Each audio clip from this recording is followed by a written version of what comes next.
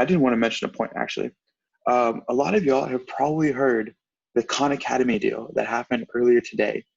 Khan Academy is planning on taking down all of their specialized MCAT stuff, and that's not as bad as it sounds. Most of the stuff relating to like general biology, general chemistry, organic chemistry, physics. I went through all of Khan Academy's physics videos when I did it because I had no idea anything about physics. That stuff is staying. I want to make that clear to everybody. That stuff is staying. Those things that are directly related to like a college class that you might take are staying. The stuff that is leaving is very dedicated MCAT type stuff, especially the practice questions and practice passages, those kinds of things. I actually am starting a nonprofit with a few of my friends and a few other people, actually a lot of people involved, but our nonprofit is called Free the MCAT. It's available at freethemcat.org. Y'all can go there anytime. There is not a lot of stuff available on this site right now because it is mostly still under construction. We've been running this for about 3 weeks. We have some flashcards. We have a couple biology notes. I'm planning on putting our cars classes. I'm going to record this class and put it up on here for people. But we do want to make a free MCAT prep website. I'm going to plug that right now at the beginning before I ruin my train of thought. And the reason I mentioned this at this point is because I'm going to take all of those Khan Academy passages that are going off of Khan Academy, and I'm going to put them up on my website. So for those of y'all who are planning on taking the test after, I think it's September, I think it's the very end of September that they're going to close it down. I'm going to put them all up on here. I know Jack Weston is doing a similar deal where he's putting stuff up on his website. I don't want to diss Jack Weston or anything, but feel free. Please know that those resources will still be available to you. You can use my site. You can use Jack Weston's site, whatever you like. I've heard a lot of people today just freaking out about the fact that the stuff is going down. It will still be available somewhere. If it's not through me, I'm sure you'll be able to find it other places. So,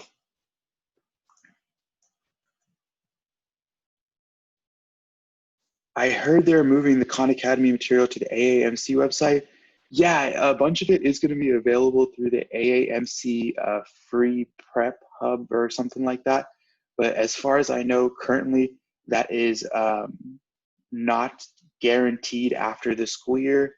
As far as why, it's because Khan Academy's focus is more general, and they view this as a very specialized field. Like medical school and preparing for standardized exams, they're more focused on like school curriculum, things you might learn in school. Is that illegal? It is not. I did some emailing today with the Khan Academy help desk, and I also noted that Jack Weston is doing it too. So yeah, it is not illegal as far as I currently know, but we are going to put that up on here. Let's see. Okay, without further ado, I'm going to record this and we're going to get started on our real class for today.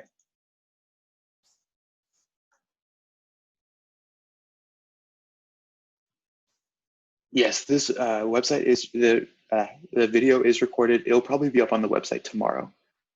Maybe not right after this, but okay, so here's my little outline for today. The first thing that we did is introductions. I have some general tips that I'm going to talk to y'all about.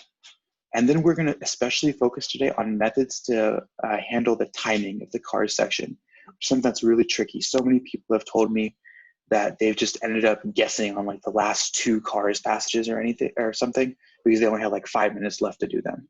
I have a little technique that I'm going to teach y'all on how to do that, which I call a blast, and we're going to focus on that. After the class, I'm going to send y'all a little bit of homework. It's nothing crazy. It is this last passage here. Passage 4 is going to be y'all's homework. I have a little Google form where you can put in your answers to passage 4, and I'll give you some personal feedback.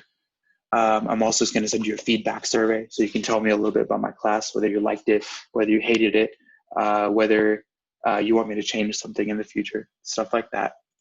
And cool. So let's get started with general tips. My first general tip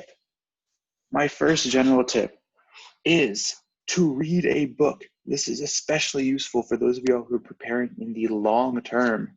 By long term, I probably mean more than maybe 2 months or so, is to read a book every day. It does not have to be the most serious book in the world. You don't need to be reading journal articles out of Nature, anything like that, but there are some really cool journal articles on Nature.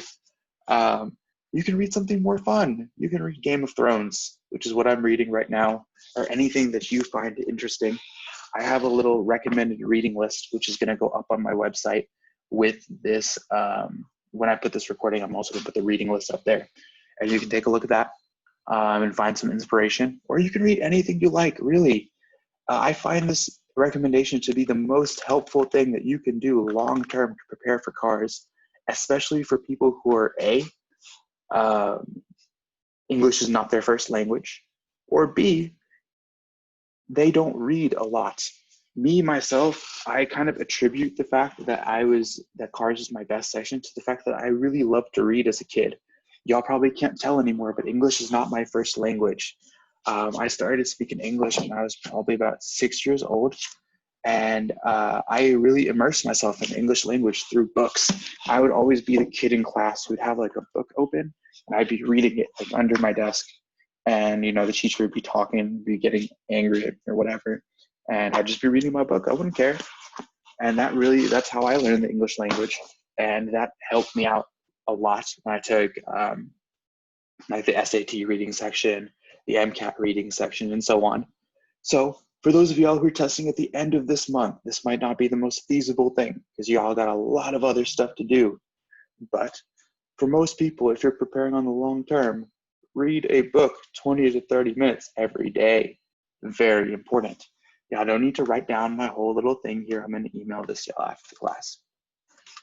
And especially as we talk about the cars section and we talk about the passages and we talk about how to answer these questions, what you're going to notice that I keep coming back to is it's really important that we get into the mind of our author.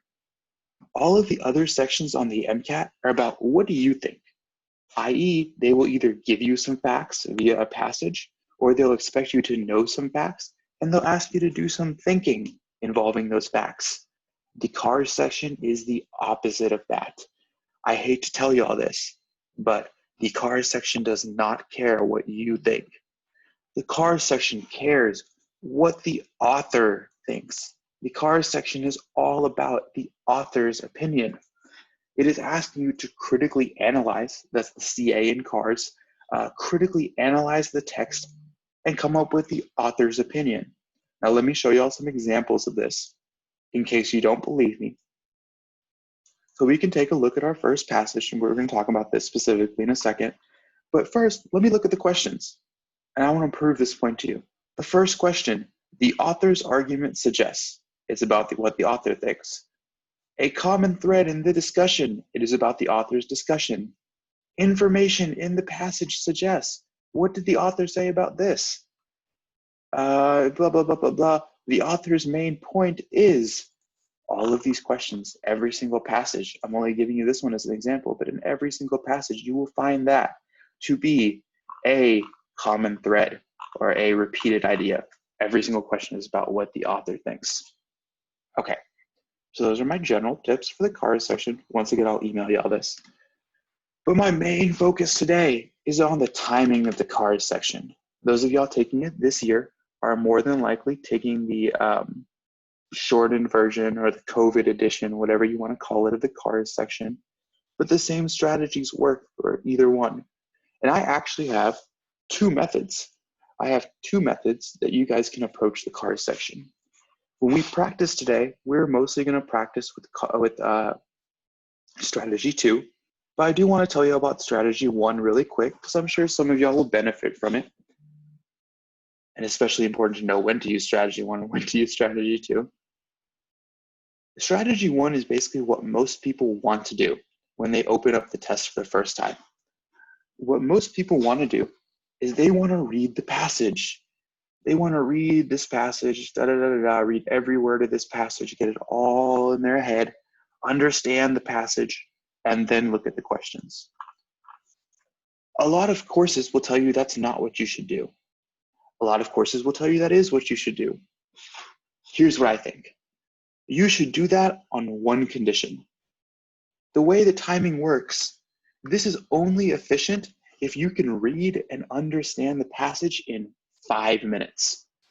If you can read and understand the passage in 5 minutes, by all means, go ahead and read it. Go ahead and read it. If you spend 5 minutes on each passage to read it, that'll give you 45 seconds per question to actually answer the questions, and it'll leave you with 5 minutes of review time. This method works the best for people who are naturally strong readers. And actually, for most students, this is not the most efficient way to approach the test, I'll tell you that. For most students, it takes about 7 to 8 minutes to fully read the passage, which means you're either A, going to rush through all your questions, or B, you're going to leave yourself with no time at the end of the test. And so, in order for the timing to work out, you can only do method 1 if you can read the passage in 5 minutes. Anything longer than 5 minutes, you need to be using method 2. Okay, and you guys are, so next question is, what is method 2? Method 2 is basically to skim the passage in 3 minutes. And I know at this point, y'all are looking at me like I'm a crazy person, because I told you that most people cannot read the passage in 5 minutes. But now I want you to skim the passage in 3 minutes. So you're asking me, how do I do that? Well, I'm going to show you today. That's the point of today's class. I really want to show y'all how to use this method of approaching the timing of the cars section. What we're going to do is we're going to skim the passage in roughly 3 minutes, and we're going to write down quick 2 to 6 word summaries of each paragraph. For those of y'all who were supposed to be in the class yesterday, I gave y'all kind of a sneak peek of what that looked like because I emailed you I call it a blast, or the summary, for I think the first 3 passages. So don't cheat. Open up take out a new piece of paper, and we're gonna practice the skill of making summaries for each paragraph today. And if you do this method,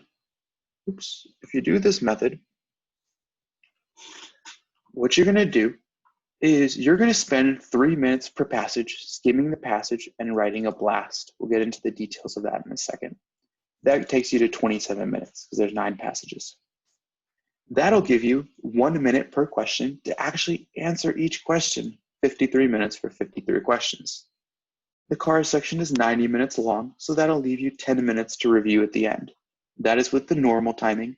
If you apply the same logic to the COVID edition, you'll get 9 minutes to review at the end. Still a great amount of time to review at the end. So let's make sure I don't have any questions. I always fall asleep when I read. Yeah, we're gonna practice reading these real quick so that you don't fall asleep. I'm not a huge reader at all. That's a lot of people. That's a lot of people in the sciences, because we really focus on reading for like knowledge. We focus on reading for gaining information, for doing better on exam. And those things are boring. Cars passages are also boring, but you can build that skill set through reading something you like to read, like Game of Thrones or whatever it is you like to read. So let's talk about how to write a blast, or how to make this really quick summary. What we're gonna do is we're gonna look in the first paragraph. Everything starts with the first paragraph. We're gonna identify a key point or a main idea in the first paragraph. Generally speaking, this will be an opinion statement. It'll be the author's opinion about whatever the passage is about. And then we're just gonna look for repetitions of that idea in the other paragraphs. And we're gonna quickly summarize them. I'm gonna do it on my computer so I can show y'all. Y'all are gonna do it on your piece of paper. And if all else fails, if we don't find any repetition, we're just gonna read the first and the last sentence. So I'm gonna highlight this, and I'm gonna show y'all what I mean. Let's go to passage 1. I'm gonna work through passage 1, and I'm gonna show y'all that you can really summarize this. Everyone can summarize this in 3 minutes, even though that sounds impossible. I'll show y'all. What we're gonna do is, in this first paragraph, we're gonna try and find what is the main idea of this paragraph. It's generally something that's in the first couple words of the paragraph. the first couple words of this paragraph say the rationalizing of society. Okay, well, there's a pretty good hint as to what the idea of this passage is. And he says the rationalizing of society, yada, yada, yada, efficiency, blah, blah, blah. And then this is not as much as an opinion statement. This is more of a statement, just a fact. But he does come to an opinion statement regarding rationalizing society in his second sentence. He says, rational systems inevitably spawn irrationalities. Now that is a really weird statement. It is, because he's saying that rational systems lead to irrationality. And you probably see that's not an objectively true statement. That's not a statement of fact. That is this guy's opinion. He thinks that rational systems always lead to irrationality. And that's really going to be his main idea that he's going to come back to in all these other paragraphs.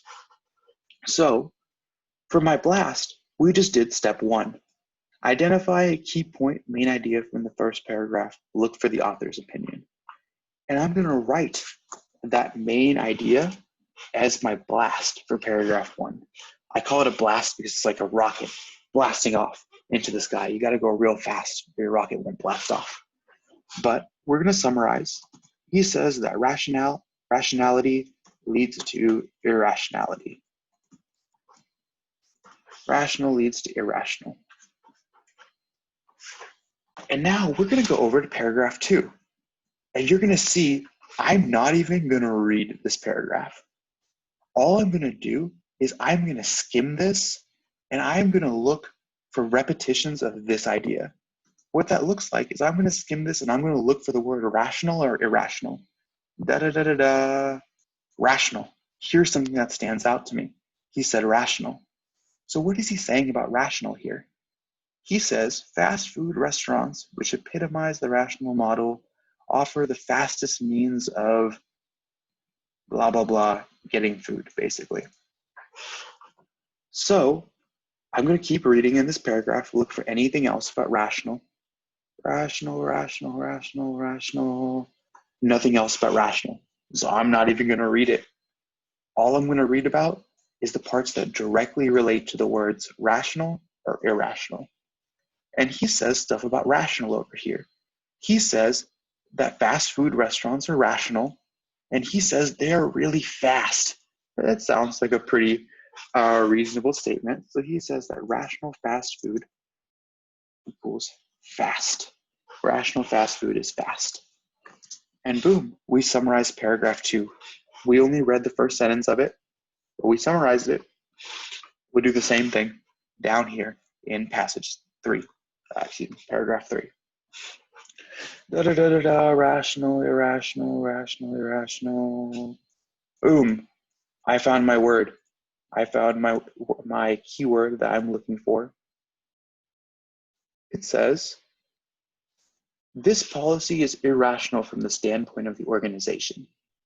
Now here's one where I'm actually going to have to do just a little bit more reading, because reading this phrase right here doesn't give me too much information. He says this policy is irrational. Well, I want to know, what policy is he talking about? So I'm going to read a little bit deeper into this. I'm not going to read the whole paragraph, don't worry. I'm just going to read a little bit deeper. Let's see.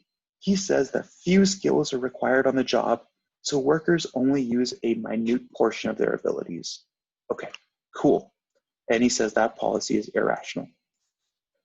Looking for irrational, irrational. And one more. He says irrational again. And now we're talking about the employees, and they're not allowed to think or respond creatively.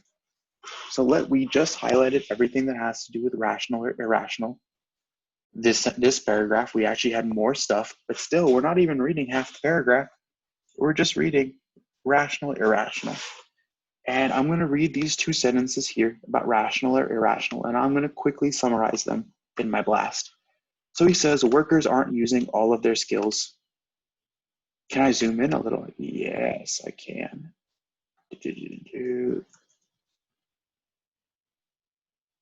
And I'm sorry, I know there was another question that I didn't get to. I'll get to question types in a second. Right now, I just want to focus on the summary. I'll keep your question in mind though. So let's summarize this deal really quick. Few skills are required on the job, so workers only use a minute portion of their abilities. Workers don't use a lot of their abilities. They're fast food restaurants. All they're doing is flipping the burgers and stuff. And he says down here, they're not allowed to think or respond creatively. Okay, cool. So let's write that down. Workers don't use all abilities and they don't think. Or he says creative too. We'll write that down too. Workers don't use all their abilities. They don't think. They don't do anything creative. Okay. I didn't even read half the paragraph and I made a pretty good summary of it. So we'll do the same thing down here. We'll do the same thing after this paragraph 4. We're looking for the words rational, irrational. Da, da, da, da, da, da, da, da, da. I don't see it. I don't see rational, irrational. So what do? I go to my backup plan. My backup plan is this guy right here. I'm going to read the first and last sentence and skip everything else. Oh, shit. There we go. I'm just going to read the first and last sentence. I'm going to skip everything else. Here's the first sentence. Here's the last sentence.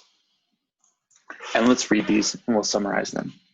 These restrictions led to high levels of resentment, job dissatisfaction, alienation, absenteeism, turnover. Okay, so basically the workers hate it. Cool. The costs of hiring and training are magnified when the turnover rate is extraordinarily high. Okay, these guys hate their jobs, they're all quitting, and ultimately that leads to higher costs for the company. Boom, we only read 2 sentences, we summarized it real quick. It says dissatisfaction leads to turnover, leads to high cost. Boom, we're all done. I use a lot of arrow marks when I write the blast. That's my personal preference. Y'all don't have to do that if you don't want to. Let's do that one more time. We'll read this last paragraph 5. And we're looking once again for the word rational, irrational. Boom. Boom, we found the word rational. Let's see what he's saying about rational over here. The application of the rational model to the house building process led to suburban communities consisting of nearly identical structures. Cool, we'll highlight that. And he doesn't say anything else about rational or irrational over here. So we can summarize that. Rational houses. It's important to note he's no longer talking about fast food. All this stuff was about fast food. Now we're not talking about that anymore. We're talking about houses. He says that rational houses lead to the same houses. Everybody gets the same house. He says they're nearly identical. He says they're cookie cutter houses, basically. And we're going to do the same thing down here. Once again, I don't see any word rational or irrational. So I'm back on my backup plan, which is read the first and last sentence. So let's do it. First sentence and last sentence. He says, well, it's not only the houses, the whole community looks similar, okay? And because of this, people enter the wrong subdivision or get lost. Okay, cool. So we'll summarize that. We'll say same communities lead to people getting lost.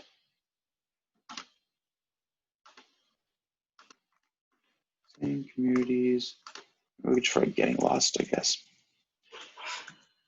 Anyway, we really, look at how much of this passage we're actually reading. It's not even half of it, maybe a third of it. And we made a pretty good summary of what's going on in this passage. And we'll do the same thing down here, looking for rational, irrational. Da, da, da, da, da, da, da, da, da. I don't see anything about rational, irrational. So I'm going to read the first and last sentence one more time. First sentence, okay. He stopped talking about houses now. He's talking about Spielberg movies. It's kind of weird, but we'll take that. And he says, the great success of Spielberg's films may be traceable to a longing for some unpredictability in our routine lives. So basically what he's saying, he's talking about Spielberg movies.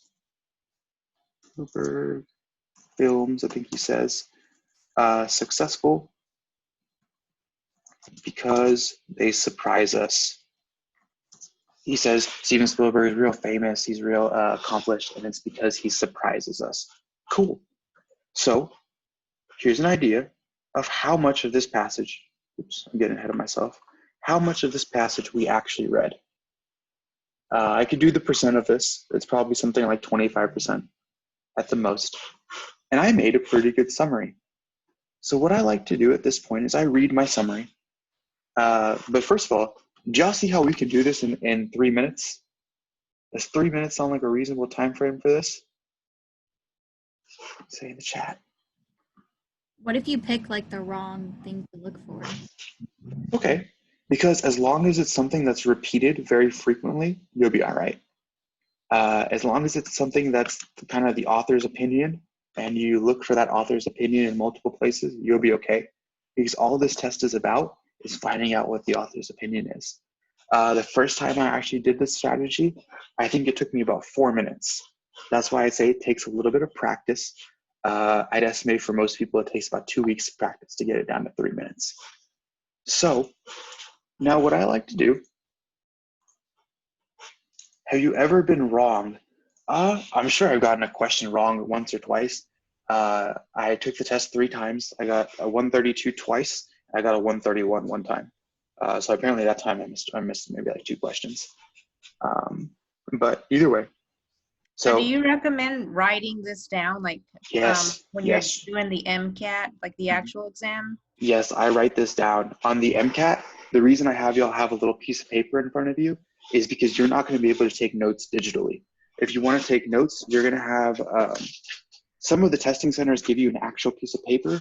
Some of the testing centers give you like a little, I guess like a whiteboard sort of deal where you can take notes. And so that's why I'm very insistent. I'm very, very insistent that you guys practice doing this by hand. That's very important. Yeah, they do the little laminated sheets or the whiteboard, stuff like that. I think the first time that I took the MCAT, they actually gave me a piece of paper. Sometimes the main idea comes up. Generally, the authors are pretty open about their opinion from the beginning. Very rarely you might find it in the second paragraph. We'll talk about that later. All of these ones that I have today, and some of these are pretty difficult, he at least mentions his main idea in the first paragraph. But either way, let's dive into the questions. And one thing I like to do before I dive into the questions is I reread my blast, just to make sure that I get the whole picture of what's going on in this passage. And if I do this right, my blast should read like a little bit of a story.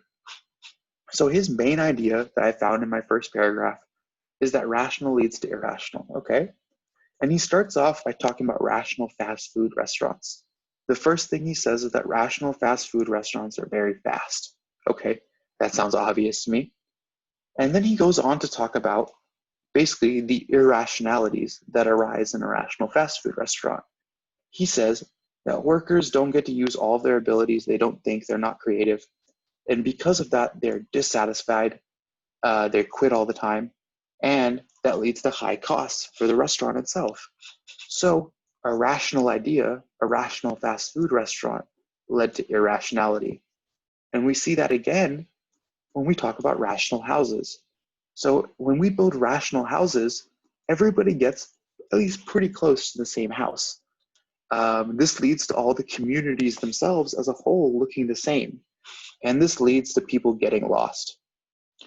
And then he goes off on kind of this really, I found it to be a little random. He starts talking about Spielberg movies and how they are successful because they surprise us. And they kind of contradict this idea of everything being the same. But let's see. This comes with practice. That's definitely a practice thing. Making this blast is something I hopefully will be able to teach y'all today. And then as you guys do the passages, I do recommend that people kind of take a look at their blast before they dive into the questions. That's my personal recommendation. But let's do that. Let's go down to our questions. And our question is that, yeah, of course, the author's argument suggests that the primary motive of employers who make humans work with machines is to. And again, this is a question about the author's argument. And I tried to summarize most of the stuff about the author's argument up in here. And so what I'm going to do is I'm going to look at these things and I'm going to see which sounds familiar from my blast. Which of these sounds like something I've read before? Improve the quality of their products. Well, I didn't read anything about that. There's nothing in here about quality of products.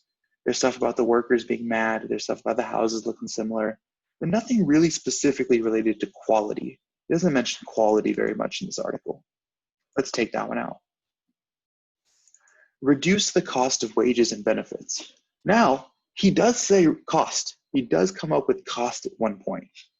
But what does he say about cost? He says that all of that stuff increases the cost for the company. He doesn't say lower the cost or reduce the cost. He says increase the cost. This is the opposite of what my author's saying. So that one's out. Avoid seeming behind the times. I don't remember any of that from at least from what I read. He didn't say anything about like keeping up with trends or being fashionable or whatever like that. Increase the uniformity of products. There's one that sounds familiar to me. In my blast, I wrote about how when we had built rational houses, everybody had the same house. They had cookie cutter houses. They had houses which were uniform. There's something that's familiar to me. And actually, I believe he uses that exact word, uniform, with such uniformity somewhere in this passage. But either way, this is the only answer that sounds in any way familiar to me from my skimming. So that's what I'm going to pick.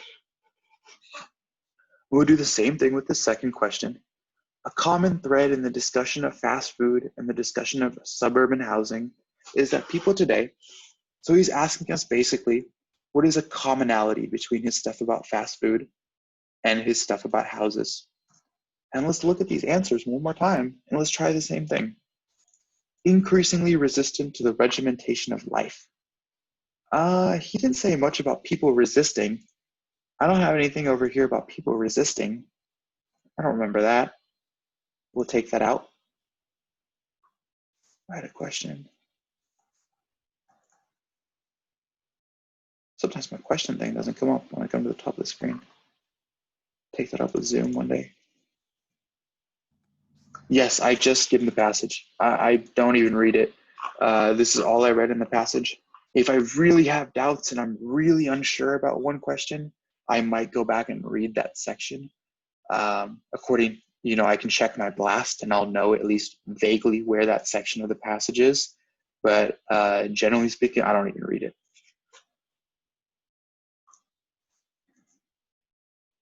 Is this passage AAMC calibrated? I believe it is. I pulled all this stuff from Khan Academy. I believe that this first passage would be one of the easier passages that you might see on the actual test. Some of these passages later down, especially this third one, are pretty difficult, and these might be some of the harder passages you see on AAMC. But this is something that could be very similar to what you see on AAMC. Expect their needs to be met at the lowest possible cost. Once again, he did mention cost, but he said high cost. He didn't say low cost, so we'll take that one out. Allow themselves to be treated as interchangeable. There's, once again, something that's familiar to me. He said everyone's getting the same houses. Everyone's getting similar houses, uniform houses, cookie cutter houses, whatever you want to call it. But those houses are basically interchangeable. Interchangeable sounds familiar to me. So we'll keep that answer choice. And once again, we have an answer choice about quality. He said unable to discriminate among products that differ in quality. I don't have anything about quality in my blast. So we'll take that one out. And we will go by process of elimination. Only one of these answer choices sounds familiar to me. Sounds anything like what I read in my skim of the article. We'll do the same thing for question 3. Information in the passage suggests that a rational travel agency would emphasize.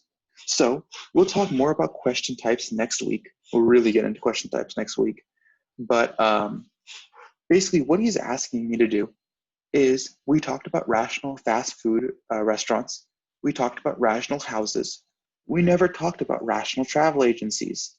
But this is what the MCAT calls reasoning beyond the text questions. And it asked me to basically extrapolate, use what the author told me.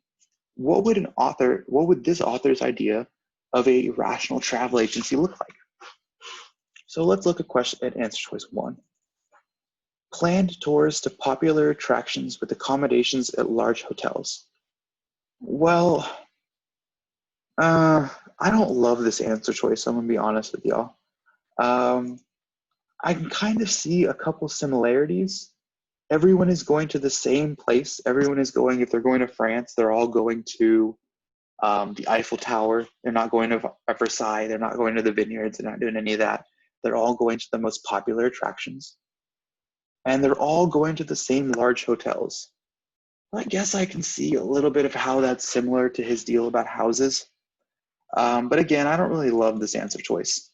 We'll keep it for now, just because I see a couple similarities, but I don't love that one yet. Computerized systems. This is not a detail focused test. If you miss a quick point, don't worry about it. It's not a detail focused test in any way. Computerized systems to provide low-cost customized itineraries. Here's a word that really threw me, customized. Because we were talking about how all these houses are the same. They're interchangeable. They're uniform. They're not customized. So we'll take out stuff about customized. I don't like customized. Personnel trained to make reservations, but with little experience as travelers. Well, these personnel that we were talking about in the fast food restaurants, these are just the guys who flip the burgers. They don't think a lot. They don't analyze. They don't do problem solving like we have to do on this car section. They're not very well trained. So personnel who are well trained to make reservations, that doesn't sound like my author. Procedures that encourage problem solving initiatives. There's something I don't like at all, because we talked about how our workers don't think and they don't do creative stuff like problem solving. So we'll take that one out. That doesn't sound at all like my author. And we're left with this answer choice, which I didn't love this answer choice, but I have to understand I only read like a quarter of this passage. So even if I don't love it, as long as it sounds familiar to me and none of the other ones sound familiar to me, I'm gonna go ahead and pick it. And you'll actually see that strategy works for more than 90% of the questions on the cars section. Sometimes you might have to go back on maybe less than 10% of the questions. You'll have to go back and do a tiny bit more reading, but on about 90 to 95% of the questions on the cars section, just going with the one that sounds the most familiar to you will get you the right answer. Suppose that the employee responses and working conditions in fast food restaurants. Oh, he does me a favor. He tells me that we're talking about paragraph 4.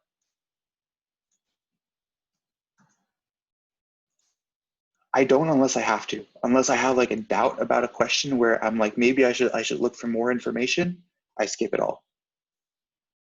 So for example, in this question, he's talking about paragraph 4. And if I felt like maybe I didn't understand paragraph 4, maybe I'm missing something, maybe I'll go back and read some stuff in paragraph 4. But generally, I won't even bother. Suppose that the employee responses to working conditions, yada, yada, yada, also apply to entry-level assembly line workers. In light of this information, the author's main point in mentioning these responses is, well, now this is a strengthened and weakened question. This is a very specific question type, which we'll talk about in detail next week. But to start off, I can actually just start off with my same approach, which is looking for things that are familiar to me. Fast food industry is not unique in suppressing creativity. Well, we did talk about how in the fast food restaurants, these guys aren't creative. They don't use problem solving. They don't think. They don't use creative skills. So this sounds like a pretty good answer. We'll keep that one for now. It sounds familiar to me.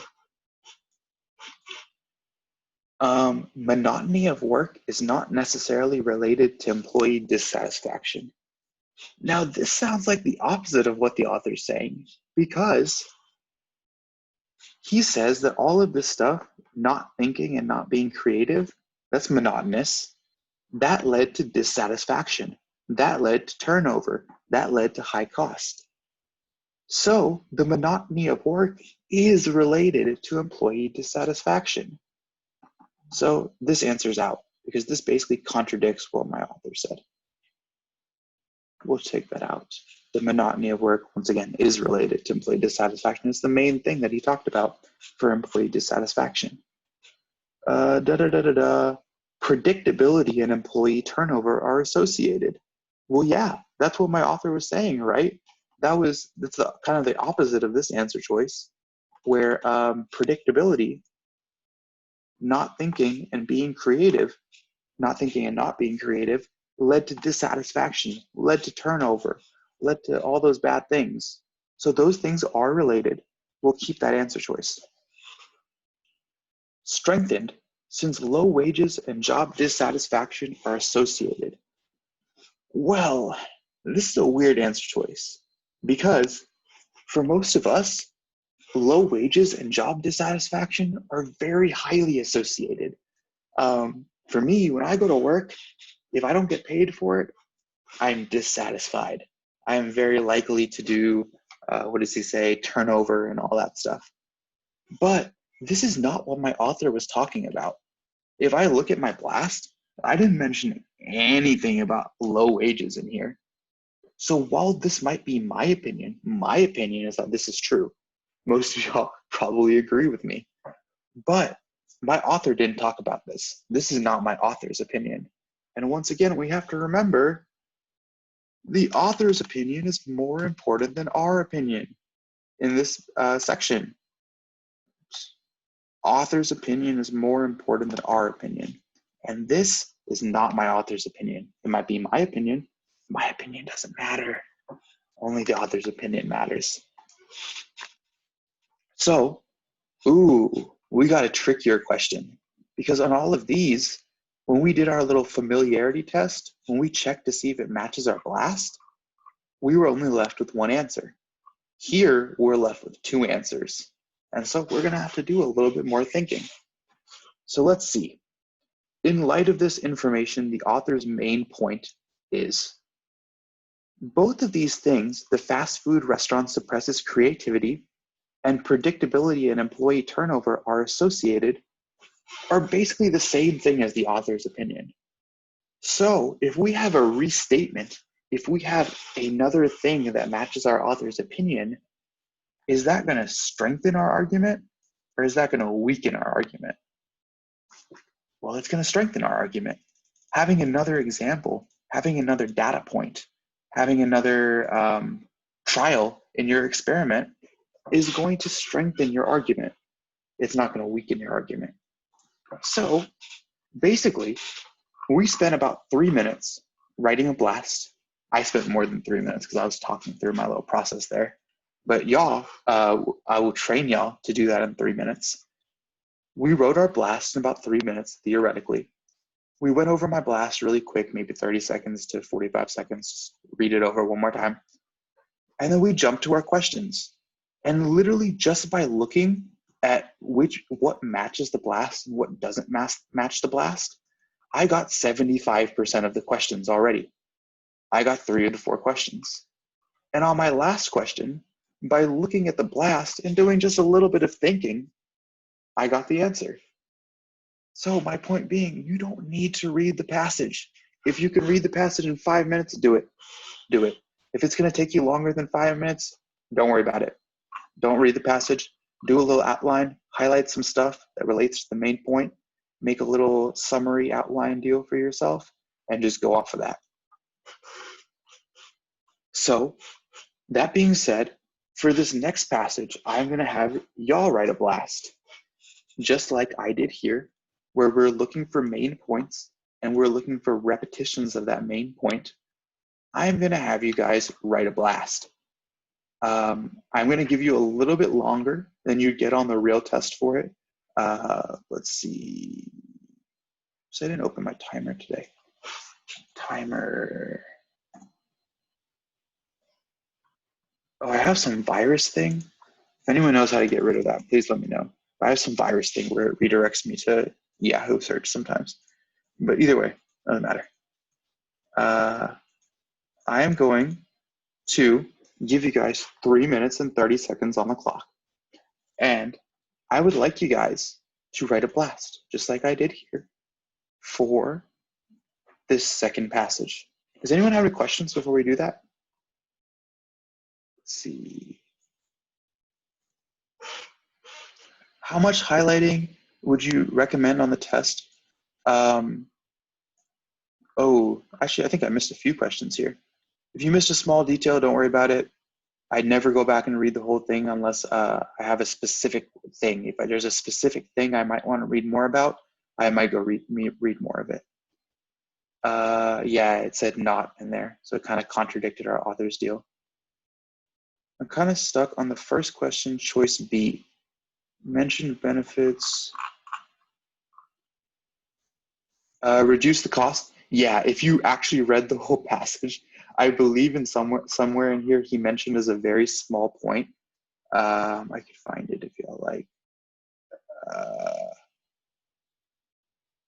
Yeah, the money, however negligible it pays them. He actually does kind of tangentially mention something about low cost or low wages, but this is in no way related to the main point of the passage. That's actually one of the reasons I advise y'all not to read most of this, because it eliminates the chance for you to overthink these questions. If you read this little couple words here, and then you started thinking about all the implications of this sentence, this low cost is not actually the point of what he's talking about. He says this policy where few skills are required is irrational. He says the minimal skill demands are irrational. He never says that this low wages are irrational. That's why it's not related to the author's main point. So one of the benefits of doing that is it prevents you from finding a couple of like weird words in the passage that could push you to the wrong answer, and it eliminates that possibility of overthinking. How much highlighting would you recommend on the test? Basically what I do is I look for those keywords, rational, irrational, and I generally highlight roughly the whole sentence that those words are in, or whatever I need to kind of understand what he's saying about rational, irrational. Do I always look for keywords? Yeah, I always look for those keywords from the very beginning. The keywords, his main idea is it's generally going to be something that's repeated even in the first paragraph. You see here in the first paragraph, he mentions rational societies twice. He mentions rational blah, blah, blah over here, and he mentions rational whatever over here. But this one is kind of an opinion statement. This is kind of, if you guys remember way back when they taught you how to write like essays in elementary school, they taught me to write like a thesis statement. And you have like your couple paragraphs for evidence of your thesis statement. This is our guy's thesis statement, really. I didn't call it that. I called it his main point, but it really is his thesis statement. Rational systems spawn irrationality. And we just looked for that point over there. As long as it's some kind of opinion statement that's in the first paragraph, and he comes back to that opinion statement, and he mentions that point multiple times in the passage, it'll be fine. It doesn't even matter if that's really his main idea. What we're looking for is something that's in the first passage, is something that's an author's opinion, and something that's going to be repeated. As long as you hit those points, you'll do pretty well.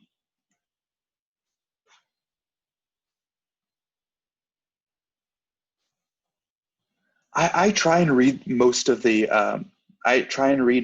first paragraph, simply because when I'm getting into the first paragraph, I don't really know much about the passage, and I try to get a good picture of their opinion. I know some recommend looking over the questions before the passage. I say no. I say a hard no to that one, because when you do that, sometimes you miss the author's main point. Sometimes if I just read these questions, for example, if I read this question, I might think that the author's main point is something about working with machines, which it really isn't. And so that might be playing in my mind that I'm looking for stuff about machines. And he says some BS about machines here. He says some BS about machines over here. But reading those, it's going to be a waste of my time because it's not the main point. Okay, so that being said, let's do 3 minutes and 30 seconds, a little bit more time. I'll go ahead and warn y'all, the timing on this is going to be kind of rough because this is the first time y'all did it. The first time I did this, it took me 4 minutes. So I do expect that roughly half of y'all will finish, half of y'all won't in 3 minutes and 30 seconds. And that's totally okay. I just want y'all to have an idea of the timing that you're expected to do this in down the road. So let's start. Let's go ahead and get started. You can go ahead.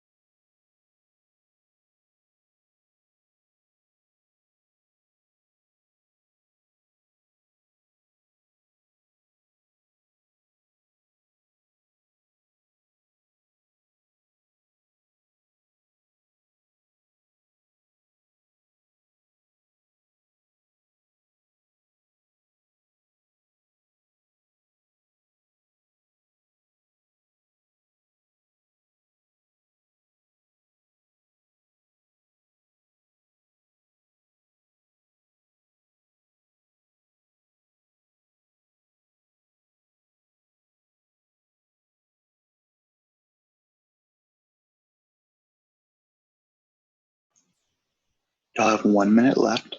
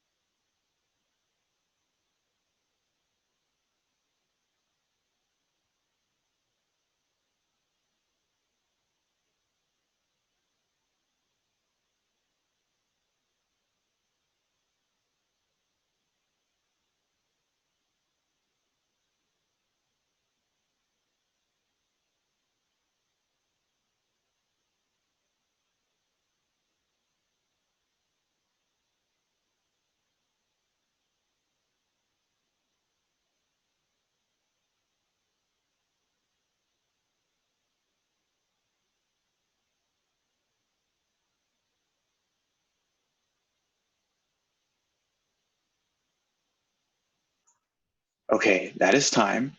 Y'all got an extra like 5 seconds or so because I forgot to unmute myself. That's okay. The point being that we are going to train ourselves over the course of ideally the next maybe 2 weeks or so to kind of cut down on our time for this. For most of y'all, that was probably not enough time to do it. For some of y'all, it might have been, but that's okay because this is our first time practicing this skill set. And once you really have a better picture of how these CARS passages are really structured, especially in terms of making a quick outline like we did, and how to find those quick, really important points, it'll get a lot easier. It really will. And you'll be able to do this much quicker. But for right now, let's see what y'all came up with. Especially the people who are students. If you're listed as a student, if you're one of the people who introduced yourself, please turn your mic on. Turn your mic on. If you guys aren't talking, I'm going to start calling on random people. It's really awkward and it makes you feel like on the spot. It's a lot easier if I don't have to do that. Yeah, you can also turn yourself on for just a little bit by holding spacebar if you'd like. That's an option. But so what about paragraph 1? What did y'all write down as a quick couple words for paragraph 1? Americans are positive. Americans are positive. Awesome. That's exactly what I had. Americans equal positive. And we kind of found that right. This is a helpful one. This is kind of why I picked this one. He's very kind of upfront about his main idea. He says Americans are positive people. And he goes on to kind of talk about this idea of like it's their stereotype, they're optimistic, blah, blah, blah. But basically his idea is Americans are positive people. And what we're going to do now is we're going to kind of look, I don't know who that is, but if y'all could if you could mute yourself for just a second, I'll let you talk when you need to. But his idea is Americans are positive. So we're going to kind of look for those ideas, Americans being positive, or just the idea of positivity in the rest of this passage. So let's go ahead and do that. What did y'all do for passage 2? What did y'all find about positivity in passage 2? It said positive people smile and social. Yeah, that's great. That's almost exactly what I wrote. He said positive people smiling, and there was this bit about social life, right? There was this bit about happy feelings, social networks. There was this bit about people with positive feelings are more likely to have a rich social life, and social connectedness is good for you, and so on. So we kind of quickly summarized. If you don't have these exact same words, it's not a big deal. These are quick summaries for your purposes. The main thing is to quickly summarize for yourself what that means. And the advantage of this is if you ever have any doubts on the questions, at least you know vaguely what location the answer is probably in. If he asks us something about social life, now I know I'm looking in paragraph 2. Cool. So let's do the same deal for paragraph 3. What did y'all think about in paragraph 3? I said happiness equals hard to define. Right. Yeah, definitely. Actually, when I did this, I noticed he talked about economy a little bit. I wrote down the word economy just because it seemed like a change of pace a little bit to me. Anyone else write that down? Yeah, I said happy equals greater economy. Yeah, something about the economy down here. And then he also kind of comes to his point about happiness is a hard thing to define. Happiness is a hard thing to define, and then he goes off on this little philosophical deal for a little bit. But the main idea, right, it's right here. Happiness is a hard thing to define. Cool. What about paragraph 4? Yeah, that's paragraph 4. What did y'all think there?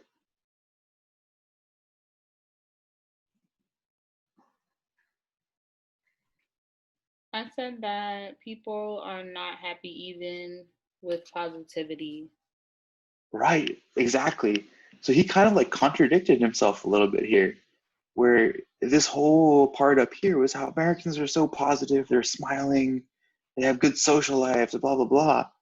But now he says when people actually measure the happiness, they find that Americans are not very happy at all.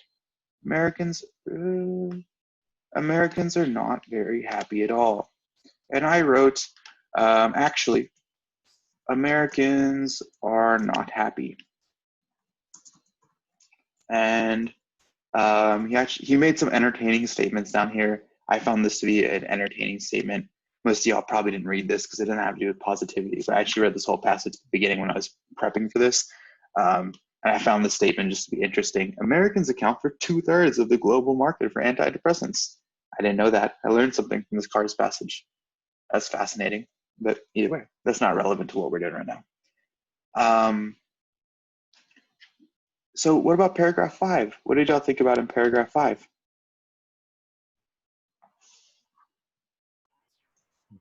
Didn't have time. We didn't get to paragraph 5? You probably No. didn't. Not a lot of y'all got to paragraph 5 and 6. I didn't.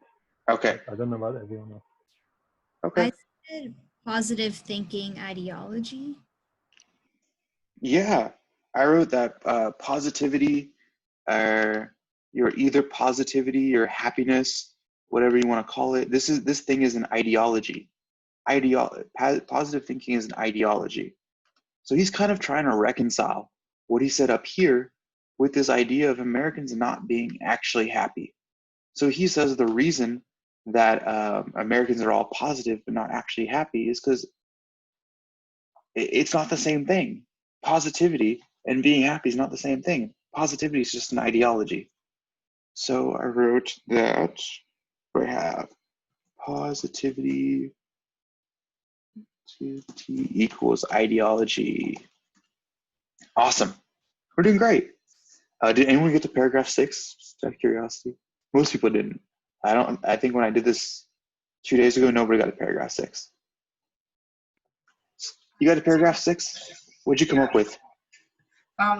It was quick, but I just said positive thinking equals worthwhile.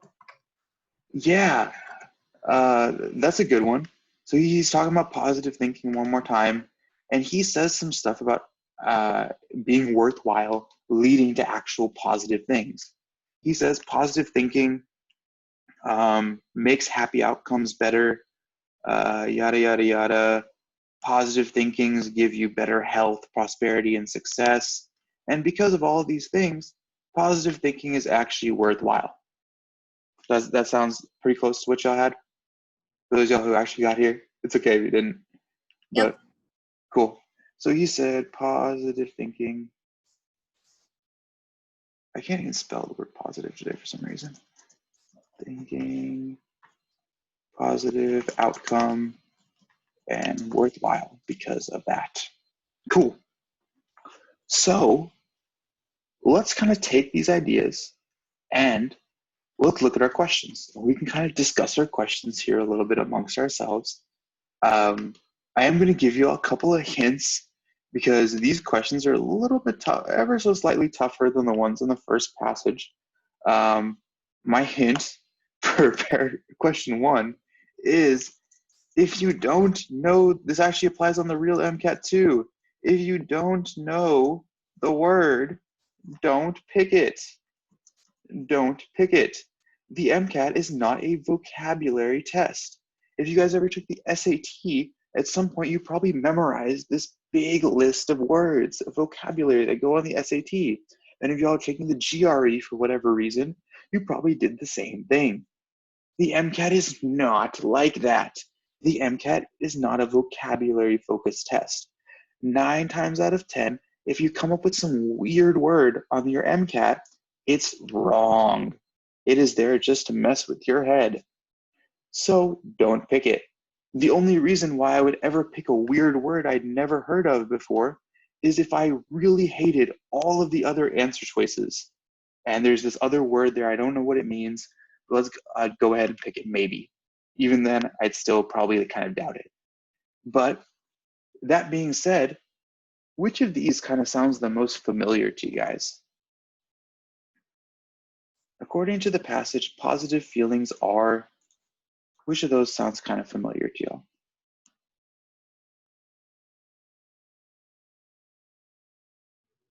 Ooh, am I gonna have to start calling on people? Universal. Universal. So where did you see universal in this passage? The part where it just compared Americans to the rest of the world, like the global market. That's a good point. He does mention this little deal about the global market. but I actually did not pick that answer. I was The gonna reason pick I did, contagious. sorry? I was gonna pick contagious. Me too, contagious. Yeah, y'all like Contagious. The reason I didn't pick Universal, I'll go ahead and tell you, is because, again, I didn't read that much of this passage when I did my blast. Um, but he seemed really to focus on Americans. And what I did in my blast, everything I wrote about in my blast was all about Americans. Yeah, he might have mentioned the rest of the world as like a little side point somewhere or another. But as far as the main ideas of this passage go, it was really just all about Americans. And that's why I took out Universal, because we're just talking about Americans. I took out Hereditary because he didn't mention anything about like genetics or anything like that. But he did, Contagious, he mentioned some stuff about social networks. And when I wrote my blast, I just wrote the word social. So maybe if I wanted to, I could go back and I could read a little bit into social. So I know that when he talks about social stuff, it's in paragraph 2. Let's go back over to paragraph 2, and we'll try to look for that what he's saying about social. Recent studies show that happy feelings flit across social networks. They move across social networks. When we talk to people who are happy, we become happy too, which is kind of like Contagious. So I did end up picking Contagious. I did like Contagious as an answer for that one. Does anyone happen to know what the word ephemeral means? Just out of curiosity. Most people don't. Okay. Ephemeral means very, very short-lived. A synonym for the word ephemeral is transient. What I think of when I think of the word ephemeral is, you guys know those like weird elements at the end of the periodic table? That like they make in particle colliders somewhere and last only for like a fraction of a second or whatever. Y'all know what I'm talking about? Do I sound crazy right now? Does that sound familiar to y'all? No, I follow. Yeah, so they're very, very short-lived molecules or very, very short-lived particles. And that's kind of my personal association with the word ephemeral. I can take that or leave it. But the idea is that one is out, because very short-lived, he didn't really mention anything about happiness being short-lived over here. But I do like your little thought process for Universal. Once again, the reason I didn't pick that one, I do understand where you're coming from, but he mainly just talked about Americans. I'd say 90% of this article or so, he's just talking about Americans, generally speaking. So let's do the same thing. And suppose that economists do start using happiness instead of gross national product as a measure of an economy's success. Information presented in the passage would predict which of the following. And I want to give you all a hint, because I feel like this is kind of the most frequently missed question on this section. We didn't really talk about question types yet, but any question that says information presented in the passage, what that means is you should be able to tie your answer very, very specifically to a couple words in the passage. If this answer choice is not directly stated in the passage, you do not pick it. If you're thinking about some like implication of something that leads to this other thing, that's no. That's information presented in the passage questions are very low level questions, honestly speaking. They're just asking you which of these things is said somewhere in the passage. So that being said, what do y'all think? This first one, what do y'all think about this answer choice?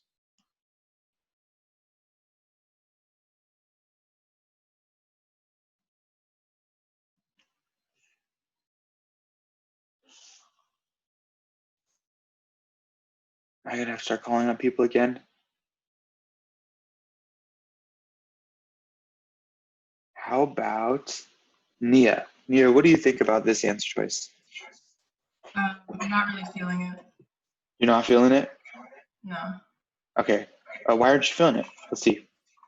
I'm just like looking at the blast. I'm not seeing anything immediately. I guess I would probably go back to paragraph 3. Cool.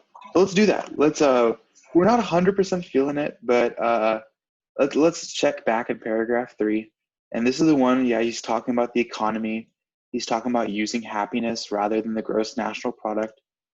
And he says, the thing that I really focused on is happiness is a hard thing to measure or define. So I was thinking that because happiness is a hard thing to measure or define, this is going to be really hard to do.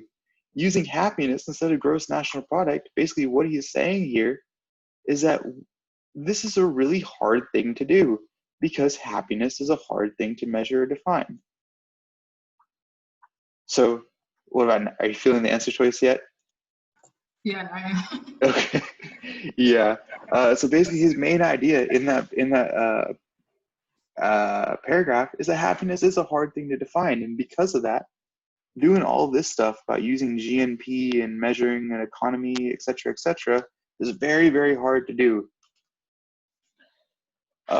Does he ever say the gross national product of the US will decrease?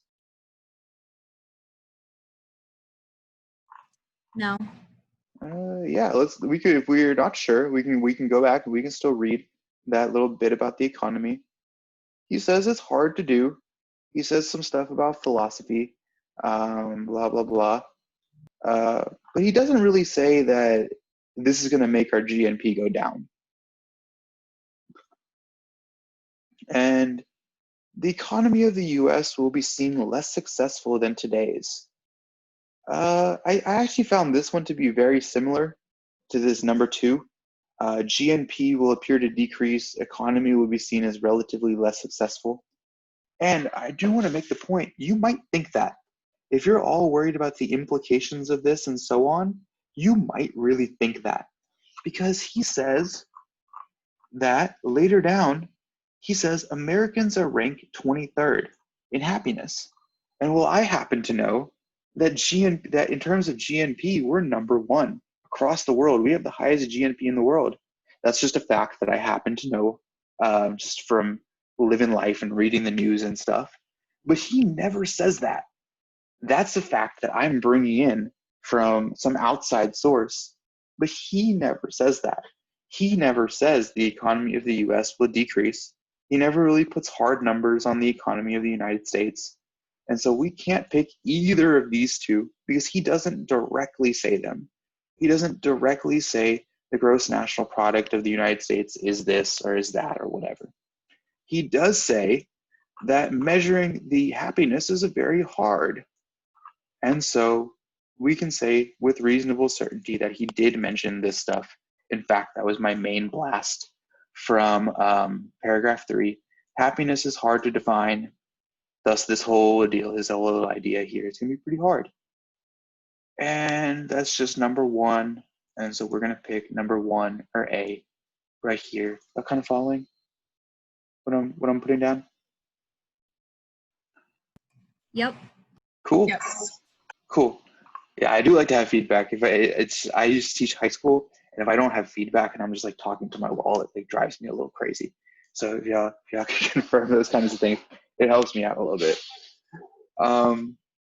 What best represents the author's explanation for why Americans can be so positive without actually being the world's happiest and best off people?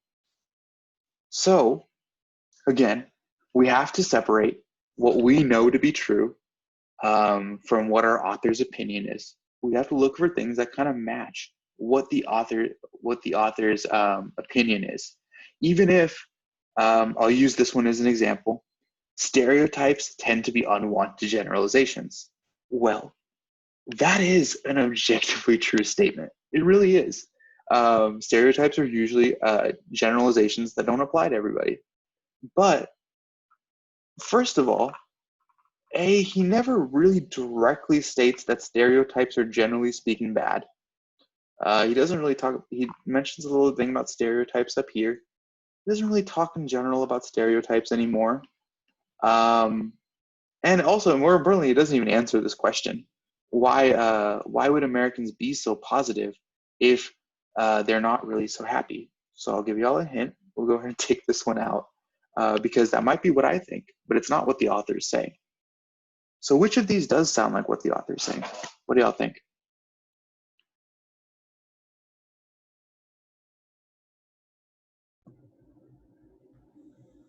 I went with A. A? Yeah. Yeah, I really like A as well. Americans' positivity is not a true reflection of their affect. And we can go back to our blast and we can see that actually Americans are not happy. We're very positive, we're smiling all the time, but our author is really saying that doing this stuff, being positive, is not the same thing as actually being happy. Because this positivity that we have is just an ideology. We all believe that positive thinking is good for us, so we just do it, even though we're not happy. And this does sound like what my author is saying. These things might be objectively true statements. Being well off is not the same as being happy. That's a true statement.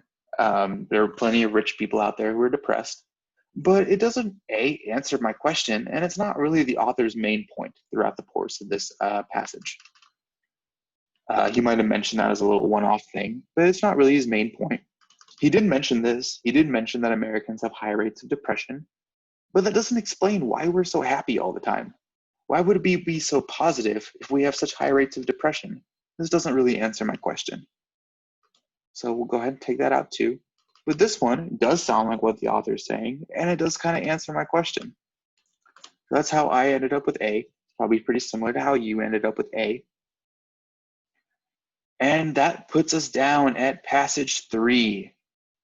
What I'm going to do is we're going to do a similar deal. I'm just a little bit over my time that I wanted to do, but that's okay. What I'm going to do is I'm going to give you just a little bit longer than you would get on the real test to do passage 3. On the real test, there are 9 questions. There are 9 passages, excuse me, and there's 90 minutes on the test, which means you get roughly 10 minutes to do each passage. If you actually spent 10 minutes doing each passage, you would cut it really close to the end.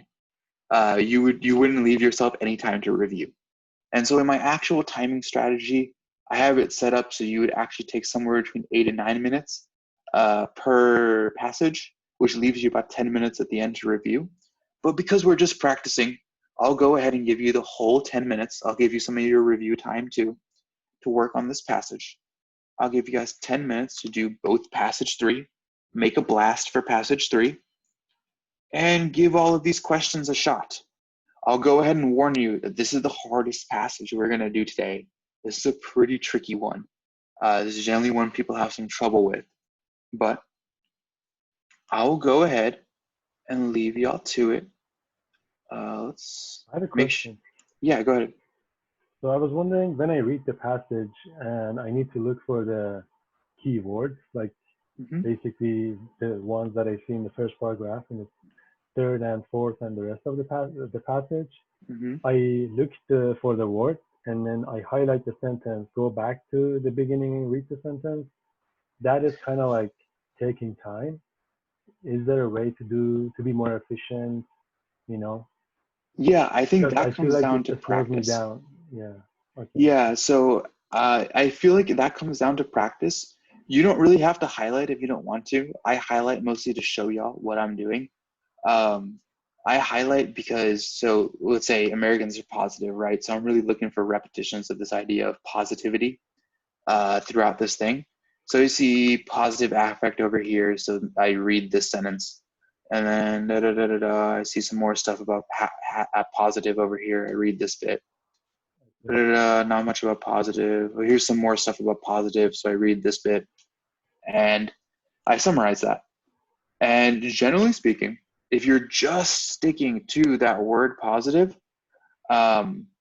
you would probably be able to do it you practice the skill over the course of 2 or 3 weeks, you will be able to narrow that down to about close to 3 minutes. Right now, I think you told me you got through the first 4 paragraphs, right? Yeah. Okay. So that means in 3 minutes and 30 seconds, you got through 4 paragraphs, which means doing all of this would probably take you a little over 4 minutes. Let's call it 4.5 minutes. That's exactly where I was when I started using the strategy. I was going like somewhere between like 410, 420, something like that on all of my passages when I was skimming them. And I trained myself. I did this like once or twice a day, every day for like 2 weeks. And I trained myself to do it in roughly 3 minutes. So I really think this is a skill that anybody can develop over the course of like 3 weeks. It's much easier to learn how to do this than to learn the alternative, which is to learn how to read the passage in 5 minutes. That's my opinion. Thank you. Yeah, thank you for asking me that question. Sorry, go ahead. So when you say that you want to leave time for a review, what exactly are you doing? Because I feel like by the time I've gone an hour and a half, I'm forgetting everything. So why would I want to review? Right. So when you take the actual test, you'll have the opportunity to like flag questions for review. So I do use that one when I take the real test. I try not to like just flag everything.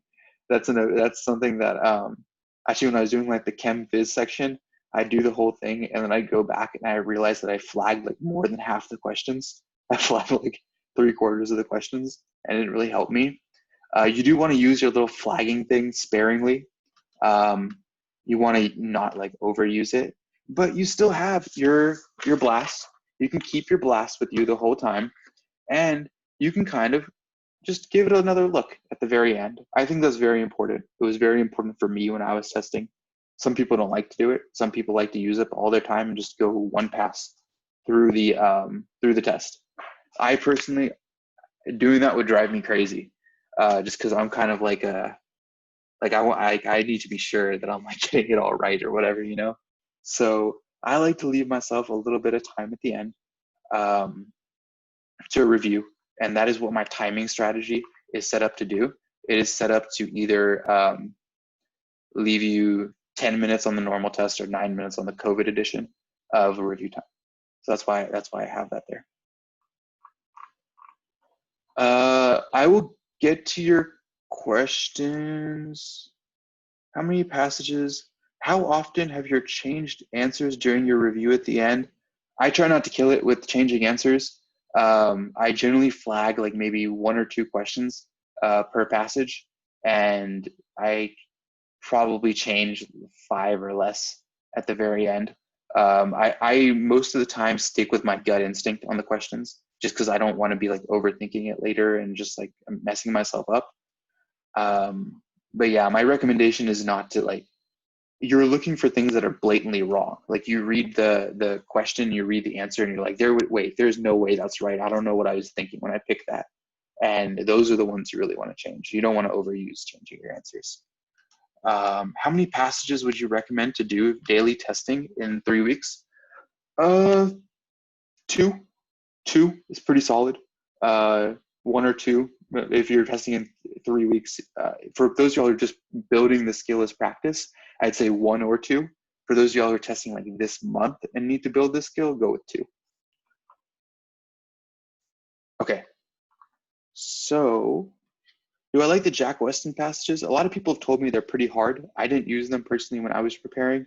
I used the ones in my book, and I used the ones out of I used a couple out of Khan Academy, and then I used the ones on the AAMC practice test. I didn't even know Jack Weston was a thing when I was testing, honestly.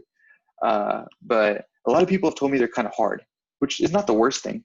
You know, you can challenge yourself a little bit, but don't drive yourself crazy with the Jack Weston ones, because I've heard they're pretty difficult. Okay, but we do need to get on to this, so I don't keep y'all here all night. I know some of y'all on the East Coast are glaring at me because it's like almost midnight for y'all. I will try and get to your questions individually via the chat. I do want to start this time over here. We have 10 minutes to do both the blast for passage 3 and the 4 questions that go along with passage 3. So I'll go ahead and get y'all's time started. I'll answer questions in the chat while y'all are doing it. We can start.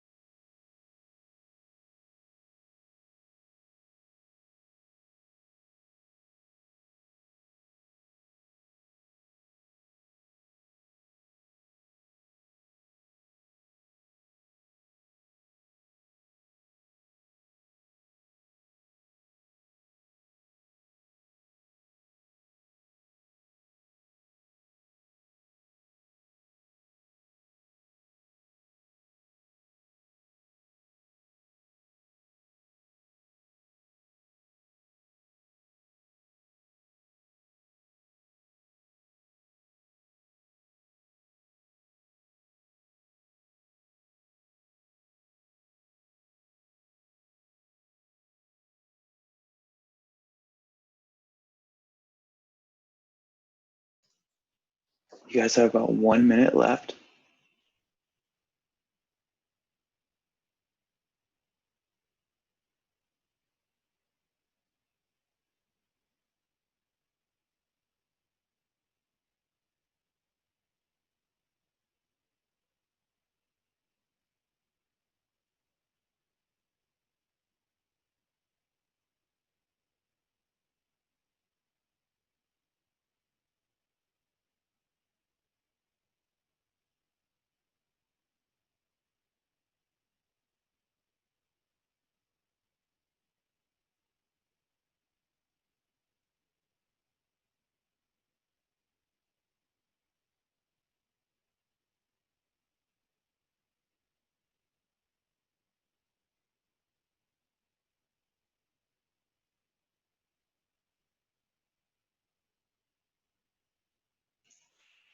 Okay, guys, that is time. Once again, that is the time that you would have on the real test if you did not leave yourself any time to review. So if you gave yourself precisely 10 minutes for each section, you would cut it real close. You'd cut it real close to the end and probably be a little like scrambling at the end, but you'd make it. You'd make it to the end. And so I like to give myself a little bit less time just so I have some time to review. I'm a little bit safer. But if you want to do that, if you feel like you don't want to review and you just want to give it one pass and submit, then you can use 10 minutes per passage. Just be careful with that, because if you exceed 10 minutes per passage, like accidentally, you might not get to the end. So if you can do precisely 10 minutes on each passage, you'll get exactly to the end. Okay, so passage 3. In the interest of time, I'm going to quickly do the blast on this one, and I am going to also run through the questions real quick. I don't want to keep y'all here forever. Let's see. Okay, we're doing passage 3. So in the first paragraph, I know this is a tough one, and I know this is like a weird one. A lot of people had trouble with this. I'm guessing at 10 minutes, the timing was not as bad, but the questions are just weird.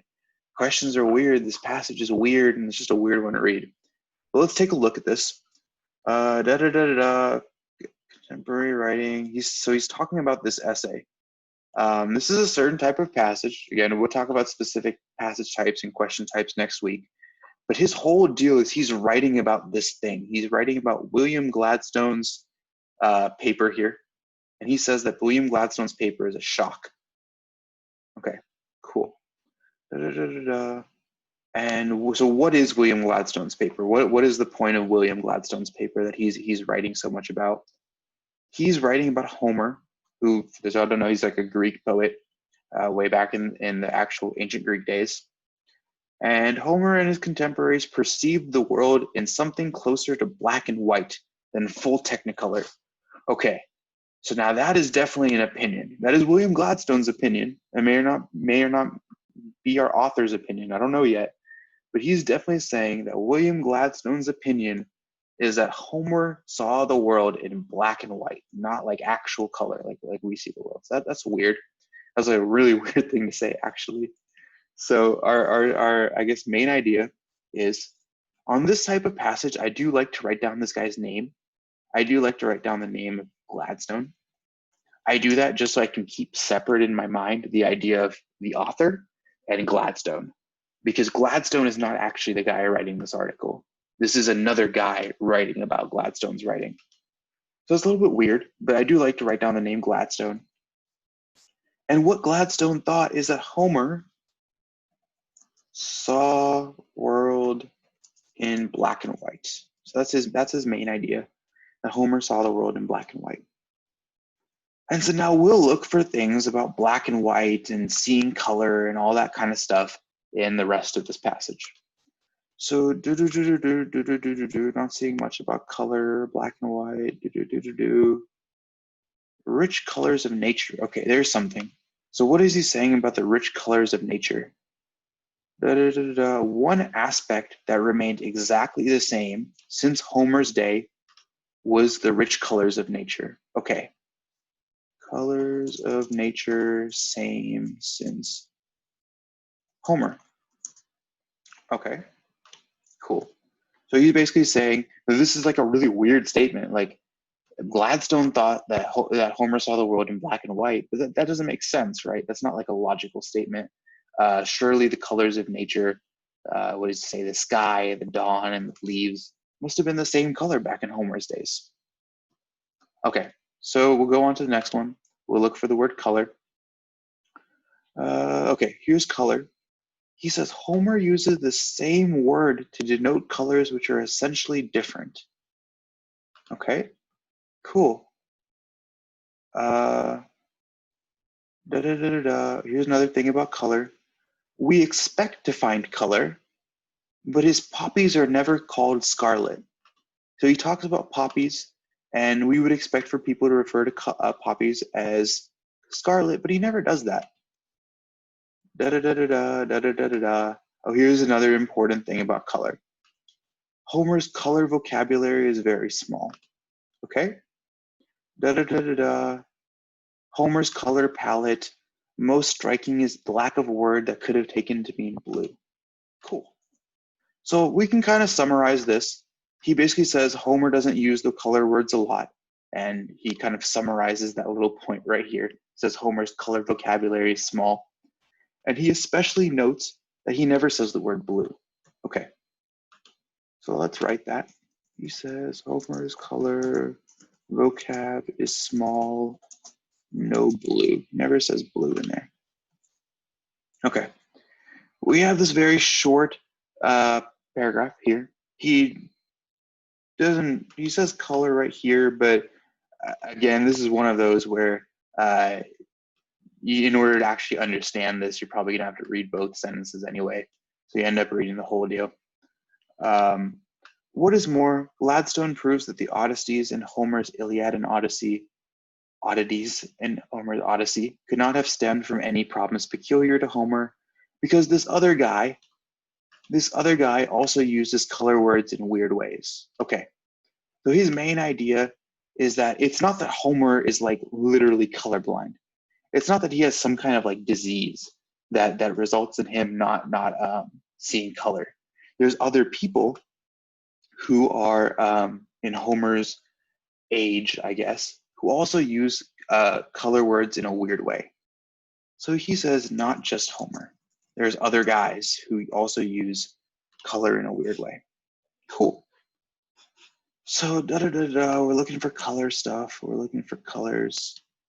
Universal color blindness among the Greeks. Oh, that's weird. Highlight that. And he says, here's another thing about colors. Evolutionary explanation for how colors has increased. Okay. The perception of color as humankind has progressively done education of the eye to see color better. Okay, cool. And we go on to the next, oh, we didn't summarize that yet. He's talking about evolution. He's talking about evolution.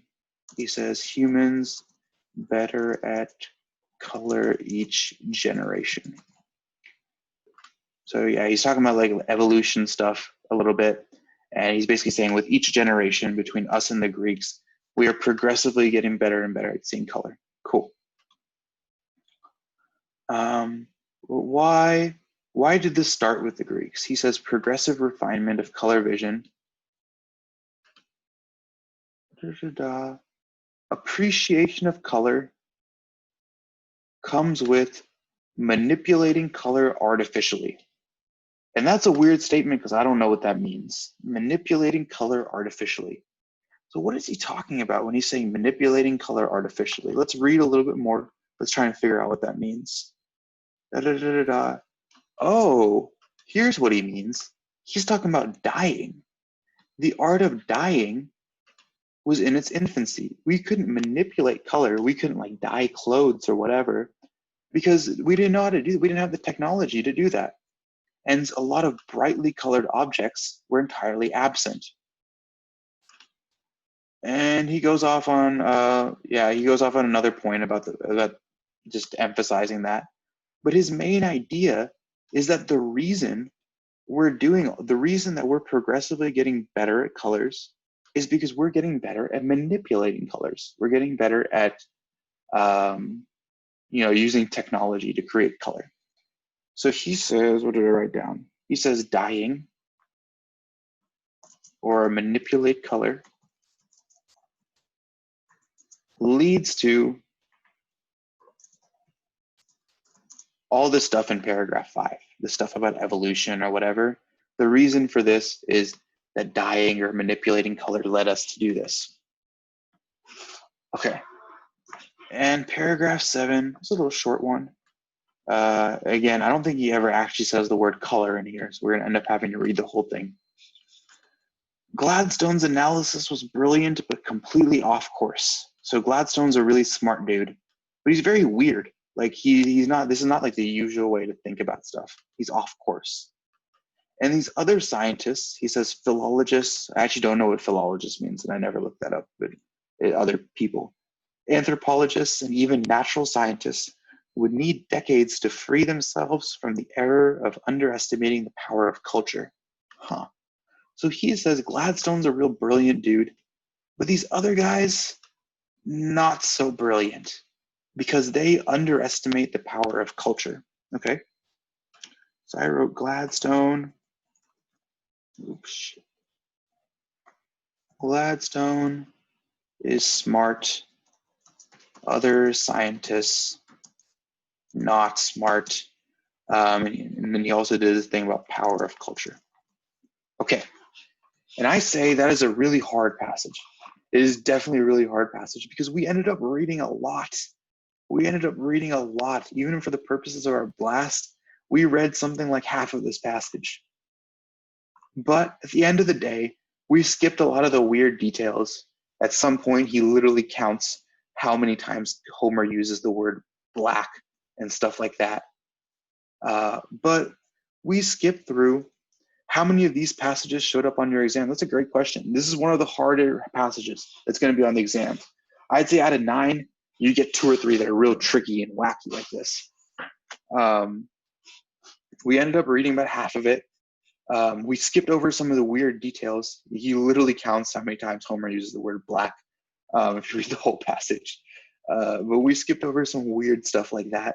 And we just focus on what he says about Homer and color. Okay, cool. So let's use this blast. I'd like to review it real quick. This is all Gladstone's ideas. Homer saw the world in black and white. This is really weird because, there's a lot of stuff in nature. The color hasn't really changed. Homer's color vocabulary is real small, doesn't use a lot of color words. He especially never uses blue. It's not just Homer. It's all those people in Homer's era. He proposes like a literal evolutionary kind of thing for this in the same way that, humans are getting taller each generation.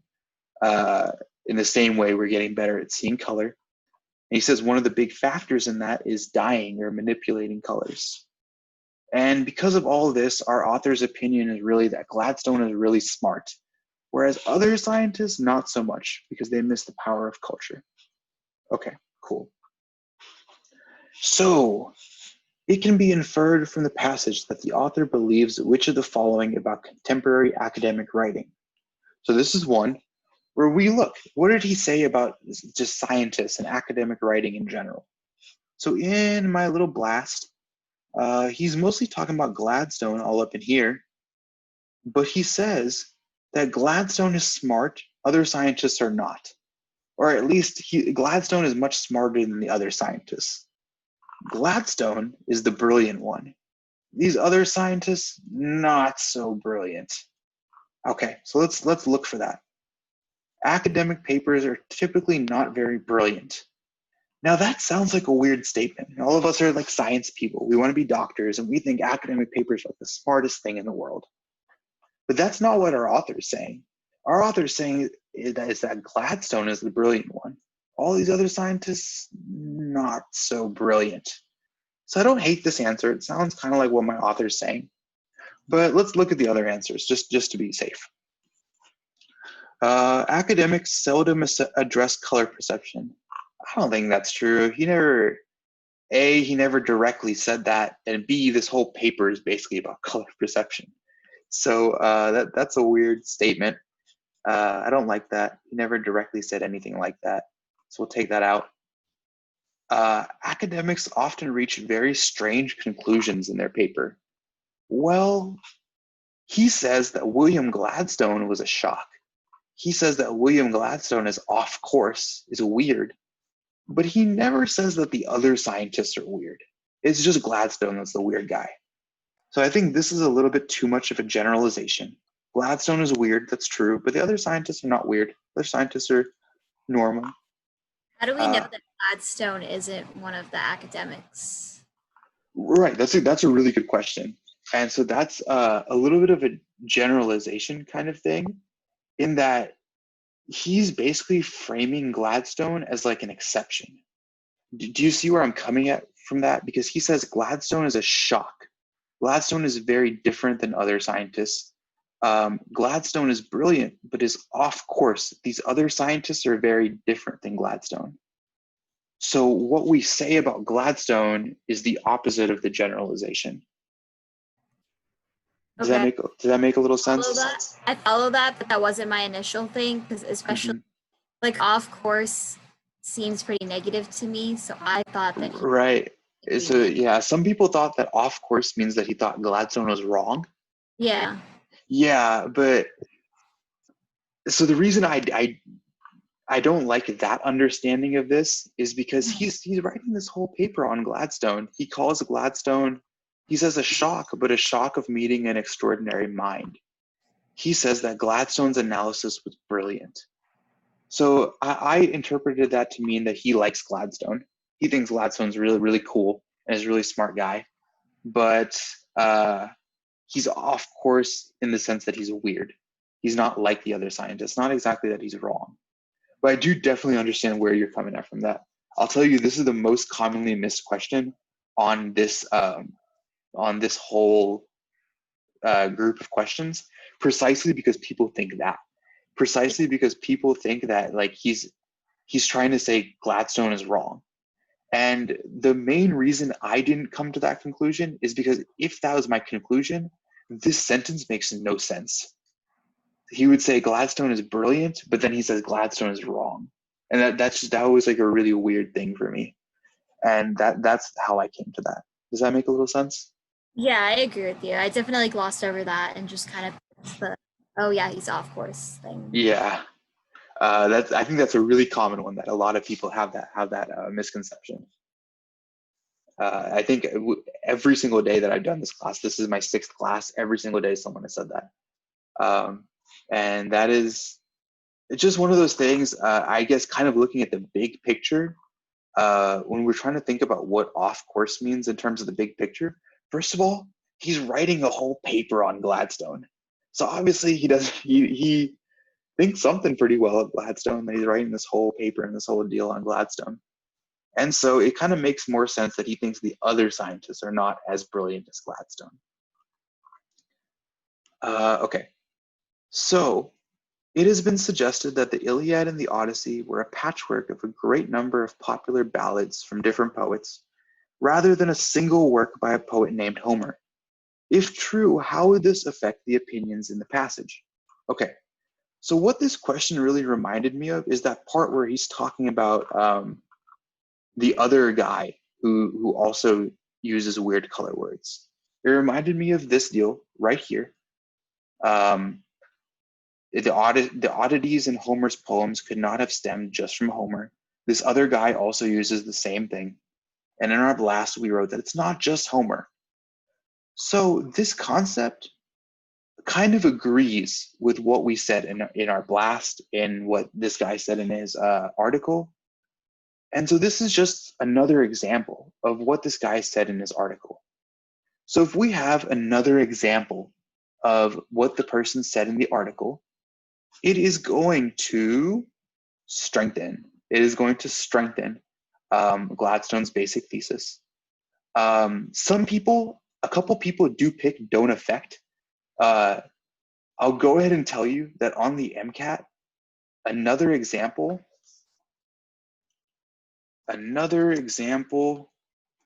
always strengthens, equals strengthen.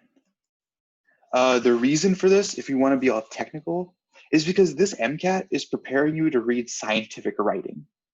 And if you read like a scientific experiment or something like that, if they have more data points, if they have more data to prove their conclusion, it's strengthening their conclusion. Some people did pick doesn't affect, but in general on the MCAT, when it gives you another example of the same point, it's always going to strengthen. So there's my thing about strengthening. Gladstone would predict which of the following about the children of an interior decorator who easily distinguishes among scarlet, burgundy, and fuchsia.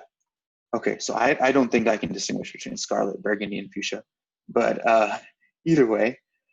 So basically what this kind of reminded me of is this bit where he's talking about we get better with color each generation. We're evolving for color perception. So if there's this interior decorator who has good color perception, the children of the interior decorator would have even better color perception, or at the very least, roughly the same level of color perception. So the children would be able to easily distinguish between various versions of red. That's kind of what I was saying. These children are better than their parents at distinguishing between these red things. Children would be more drawn to objects in various versions of red. That doesn't sound too directly like what my author was saying. Again, if we were thinking about all these implications or whatever of what's in this passage, we might have been able to convince ourselves of that. But we're trying just to read the main points of the passage. We're just trying to read the stuff that directly relates to color. And his main point in terms of color and heredity is that we're evolving. We're getting better at color perception each time, each generation. And so that fits the most closely with this one. But we will look at the other ones. The children would seldom bother mentioning what the obvious differences among various versions of red are. He doesn't really say anything directly about that. He doesn't say that people with good color perception don't mention the colors. I didn't see that anywhere in at least what I skimmed. I didn't see that in my blast. The children would need to practice distinguishing among various versions. I didn't see that. I didn't see that in my blast. I believe if you actually read the article, he may have mentioned the word practice at some point in the article. But again, it wasn't really a main idea in the article. My main idea from that bit was mostly about evolution and getting better with each generation. So we'll go ahead and pick this one that directly relates to this idea of evolving, and with each generation getting better at color perception. And one more thing, one more question. Homer's sky is starry or broad or great or iron or violet, but it is never blue. How does this affect the opinions expressed in the passage? So that reminds me of this deal here, where he said Homer's color vocabulary is small. He specifically never mentions blue. And this is just another example of that. This is another example of that same thing that Homer said over and over again, or sorry, Gladstone said over and over again, that Homer doesn't use a lot of color words. He uses words like this, but he never uses things like blue. So that, again, this is another example of a point that Gladstone made. And it's so because of that, it's going to support Gladstone's claim. It's effectively the same thing as Gladstone's claim. It's another example of Gladstone's claim. It's not really an extension of Gladstone's claim. It doesn't go above and beyond or whatever. It's literally just the same thing. It doesn't challenge Gladstone's claim at all. It's again just the same thing as Gladstone's claim. And so we're going to go with support. We like support. And okay, cool. We got through that passage. It was a tough one. I know it is. Most people, when they use the blast method for the first time, they were able to get about 2 or 3 of these right. They're able to go maybe 3 out of 4 on this one. And they probably, on the first time that you use the blast method, Most people probably went 2 out of 4 on this one, because this is a pretty tough one. These strengthen and weaken questions are not too bad. There's a little bit of a trap in this one where some people pick not affect, but it's another example. So it's always going to strengthen or support or something like that. These two were a little bit trickier. A lot of people miss these. Again, it's your first time practicing the BLAST method, so I don't blame you. The first time I practiced this, I was not anywhere near perfect with it either. But it really helped me once I practiced this method, and we're going to keep doing that over the next couple of weeks. In fact, you guys are all going to have homework about the BLAST method. Where's my little outline? So what we're going to do is right after this class, I'm going to email you.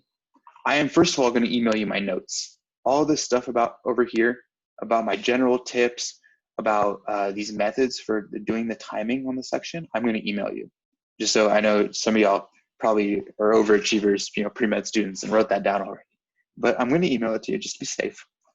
I am also going to email you some homework. The homework, it's not as scary as it sounds. It's just a little Google form where you can put in your BLAST for passage 4, and you can also put in the answers for passage 4. I'm going to tell you, you need to do both the BLAST and the answers. If you just do the answers, I'm going to send you back a snarky email, and I'm going to say, where's your BLAST for this passage? Because we are really practicing that skill set. We are practicing this skill set today. We're practicing how to write a BLAST. And so when you do your homework, I am going to insist that you show me the BLAST. If you do that, if you show me both the BLAST and the answers, I will give you personal feedback. I will give everybody on this call some personal feedback on both their BLAST and their answers.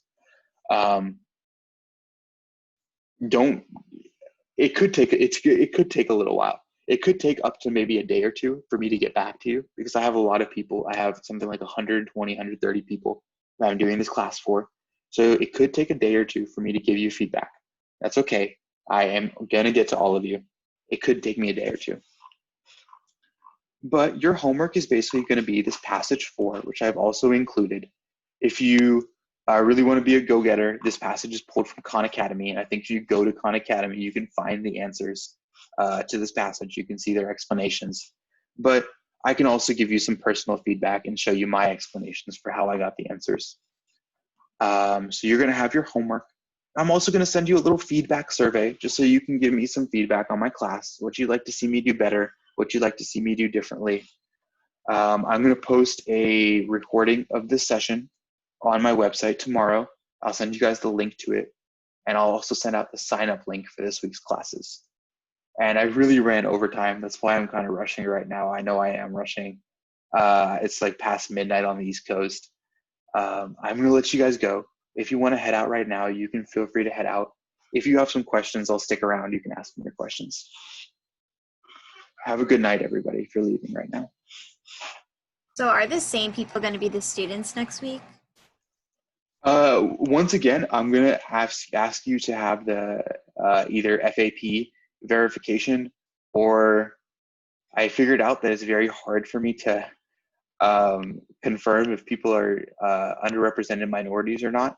For now, I'm going to take people's word for underrepresented minority. If anyone abuses that, I'm probably going to have y'all send me your driver's license or something at some point. But as of right now, I'm not doing any of that because I don't want to do any of that. As of right now, yeah, you'll have that opportunity to sign up for student spots on Saturday, and it has to be people who are either FAP or URM. Awesome. Thank you so much. Yeah, thank you. Have a great one, guys. Thank you. Have a good night. You too. Thank you. Thank you.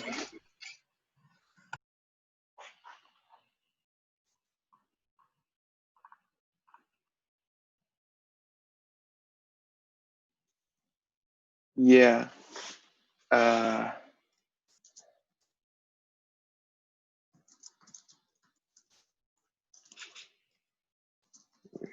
Yeah, I just had a quick question for you. Yeah, what's up, man? So I have a couple classmates that might be interested in these as well, just being in like the general session not being actual students? Like, is it okay if I send them the link to the sign up? Yeah, just make sure they fill out both the pages. Actually, I'm going to send you guys a completely different Google Sheet tomorrow on Saturday. So have them fill out their information on there. I'm going to ask for basically your email and the name. So you can sign up. So just have them add their email to the bottom of the list for the email list, essentially? Yes, sir. Okay. Yes, sir. All right. Thank you much. Thank you. All right. Thanks again. Bye. Hey, just a quick question that when is the next seminar, like the webinar? The next one is I'm going to have multiple times over the week, next week. I'm going to try and shoot just a little bit earlier in the day because this is kind of late. Yeah, Especially it's going to be the same, or is it like all of the seminars going to be the same? So it's going to be different material. I'm going to pull different material. I'm going to try and pull off the official AAMC practice test for next week, so that y'all can have a little bit more official material, and so we can change it up a little bit. But the overall format's going to be the same. We're just going to use new material, and I'm going to talk about a few other strategies you can use to help you. From the FLs or the? Yeah, from the AAMC FLs. Wait, but then isn't that kind of like? Yeah, that was my concern. I may not do that. I may go to like Jack Weston or something like that. I'm still not 100% sure what I'm going to do for that. I don't want to like ruin a practice test for y'all. Question packs. Yeah. No, like might be like just better. Like. Okay, you think the question packs are better? That way I'm not ruining the whole test for you? I'd second that. Okay. I'll keep that in mind. I haven't made the material for next week yet. I'm going to do that tomorrow. But yeah, I'm not going to ruin a practice test for you. All the meetings, they're different material. Sorry? Like all of the meetings, they're different. Oh no, throughout the week, I repeat the same thing. So this is the sixth one I've done this week. And I've repeated the same material every single time. So then next week is new material. Got it. Thanks. Yep. Thank you.